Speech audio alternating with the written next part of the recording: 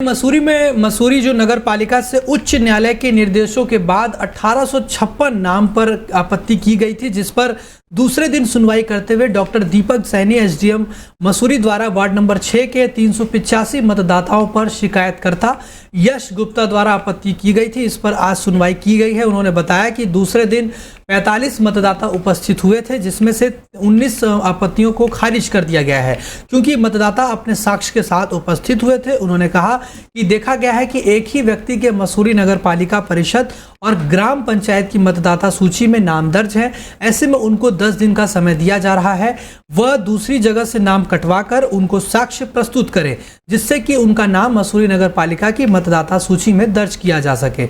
उन्होंने कहा कि जिन मतदाताओं पर आपत्ति की गई है उनकी सुनवाई के लिए 18 मई तय की गई है।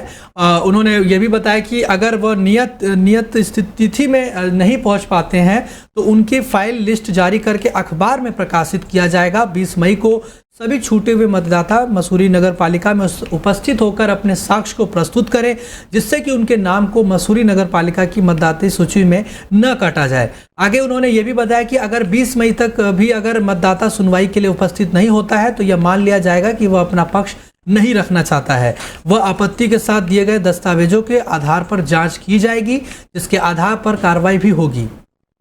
से नाम काट दिया जाए। जो भी मतदाता हमारे पास जो नियत तिथियां हैं सुनवाई की उसमें नहीं पहुंच पा रहा है, तो ऑलरेडी हमने एक आदेश जारी किया है कि दिनांक 20 मई को सोमवार के दिन वो सभी मतदाता जो छूट गए हैं, किसी भी कारण से नहीं पहुंच पाए हैं, वो लोग 20 तारीख को यहाँ पर सुनवाई के लिए उपस्थित हो सकते हैं।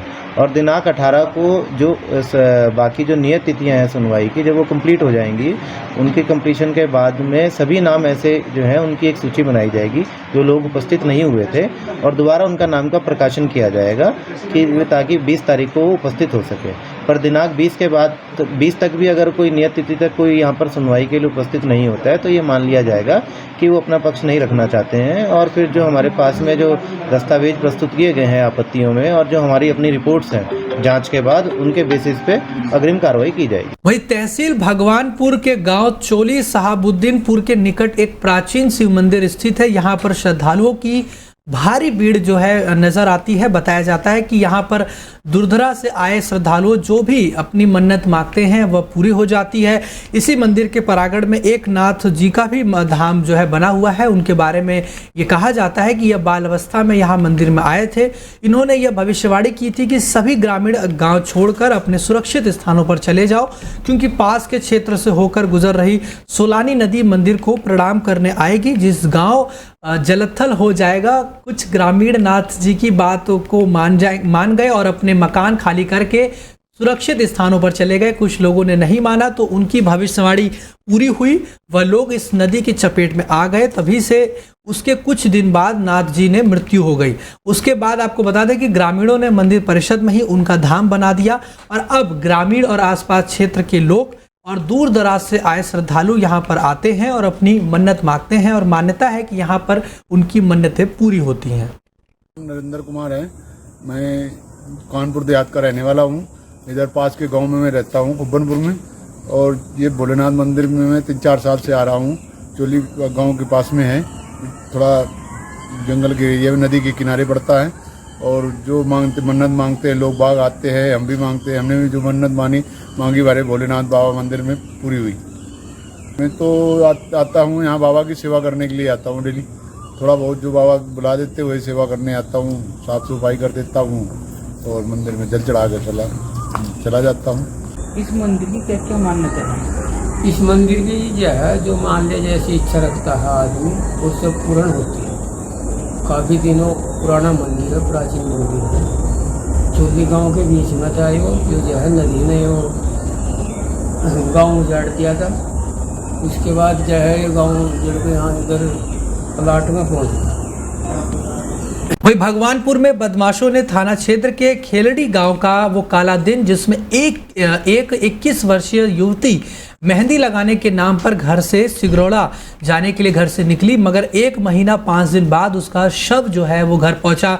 दरअसल बदमाशों ने युवती को मौत के घाट उतारने के बाद उसके शव को जंगलों में फेंक दिया। इस घटना के बाद परिजनों में पुलिस प्रशासन पर गंभीर जो है उन्होंने आरोप लगाए हैं। परिजनों का ये कहना है कि अगर पुलिस समय रहते हुए युवती को ढूंढने की कोशिश करती तो शायद वो आज जिंदा होती।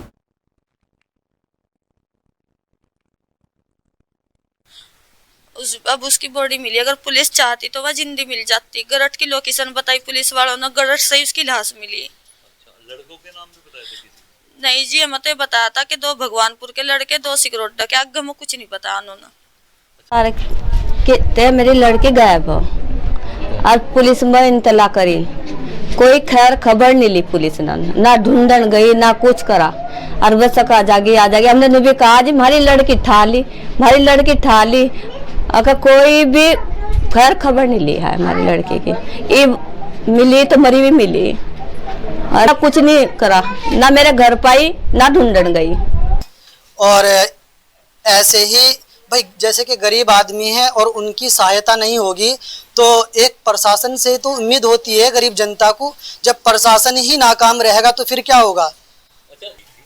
देखो उस बारे में मुझे मालूम तो मेरे कानों तक तो शायद नहीं आई, लेकिन घर वालों के परिजनों के बारे में ये पता लगा कि पैसों की भी शायद मांग हो सकती है। वहीं गुरुवार को उत्तरकाशी जिले के डामटा और नगुड़ के पास एक ऐसे करीब 1000 तीर्थयात्रियों को रोक दिया गया, इनमें से अधिकांश तीर्थयात्री लौट गए हैं, जबकि कुछ राहत मिलने की उम्मीद में देर शाम तक बैरियर के पास ही वो इंतजार करते रहे। वहीं गुजरात के 80 जो तीर्थयात्रियों के दल को गंगोत्री राजमार्ग पर हीना स्थित पंजीकरण जांच केंद्र में रोक दिया गया है। जाम से आपको बता दें कि यात्री जो है जूझ रहे थे और यात्रा मार्गों पर व्यवस्था बनाने में जुटा प्रशासन बिना पंजीकरण पहुंच रहे तीर्थयात्रियों को लेकर सख्त हो गया है। गुरुवार को तो उत्तरकाशी जिले के डामटा और नगुड़ के पास ऐसे करीब 1000 तीर्थयात्रियों को रोक दिया गया। ये यात्री बिना पंजीकरण गंगोत्री और यमुनोत्री की यात्रा पर जा रहे थे। इनमें से अधिकांश तीर्थयात्री जो हैं लौट गए हैं, जबकि कुछ राहत मिलने की उम्मीद में देर शाम तक बैरियर के पास ही इंतजार करते रहे। धामों में उमड़ रही भीड़ और विशेषकर गंगोत्री और यमुनोत्री राजमार्ग पर लग रहे जाम को देखते हुए बुधवार से ऑफलाइन यात्रा पंजीकरण बंद है। फिलहाल इसे 19 मई तक बंद रखने का आदेश जारी किया गया है। ऐसे में तीर्थयात्री बिना पंजीकरण के ही धामों की तरफ आगे बढ़ रहे हैं। खबरों में आगे बढ़ते हैं। उत्तराखंड सरकार ने अहम फैसला लेते हुए 4 धाम में यात्रियों के लिए परिसर में 50 मीटर के दायरे में, आपको बता दें कि सोशल मीडिया से जो रील्स बनाई जाती है उसको लेकर पूरी तरह से रोक लगा दी है और वीडियोग्राफी करने पर पूरी तरह से रोक लगाया है। उत्तराखंड की मुख्य सचिव राधा रतूड़ी ने गुरुवार को ये बड़ा आदेश जारी किया। 4 धाम मंदिरों के 50 मीटर के दायरों में वीडियो और रील्स बनाने पर पूरी तरह से रोक लगाई गई है। हालांकि अधिकारियों ने स्पष्ट किया है कि यात्रा के दौरान मोबाइल फोन ले जाने पर कोई भी प्रतिबंध नहीं है।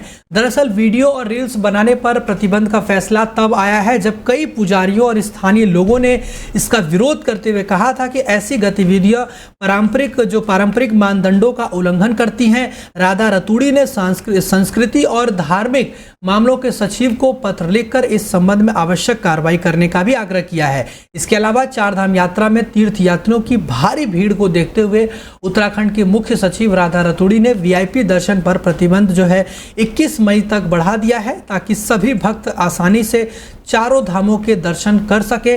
उन्होंने सभी राज्यों और केंद्र शासित प्रदेशों के मुख्य सचिवों को सूचित किया है कि तीर्थयात्रियों की अभूतपूर्व भीड़ को ध्यान में रखते हुए 21 मई तक 4 धाम में कोई भी वीआईपी दर्शन नहीं होगा। उन्होंने आगे बताया कि केवल पंजीकृत भक्तों को ही उनकी निर्देशित तिथियों पर दर्शन की अनुमति दी जाएगी। आगे उन्होंने कहा कि चेक पोस्ट पर बहुत संख्या चेकिंग की जाएगी और जो भी यात्री बिना रजिस्ट्रेशन के आएगा उनको यात्रा पर आगे नहीं जाने दिया जाएगा, क्योंकि अव्यवस्था को रोकना है और व्यवस्था को सुगम बनाना है ताकि यात्री जो है सुरक्षित जो है वो अपना धामों में पहुंच सके। इसीलिए ये बड़ा फैसला लिया गया है।